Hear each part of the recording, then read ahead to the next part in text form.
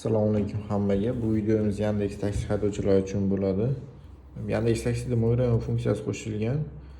Hop, buni qanday to'g'ri ishlatsa bo'ladi? Ertalabda hamma liniyaga chiqqan paytda birinchi bo'lib sentrga zakaz beraveradi. Hop, Mo'yrayonni xuddi shu tarzda belgilab olamiz. Ko'rishlaringiz mumkin. Kim o'ziga qulay bo'lsa, sentrda belgilamaymiz. Va shuni saqlanib qo'yamiz. Saqlanib qilib, mana saqlanib bo'ldi. Har safar Mo'yrayonga kirgan paytda ertalabda mana bu yerda bo'ladi. Bosamiz. Mana 1 deb saqlanib qo'yganman. Avtomatik yonadi.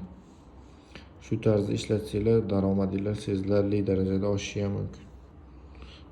Qo'shimcha foiz 1%. Sentrga kirmasligi uchun bu 1% arziydi deb o'ylayman.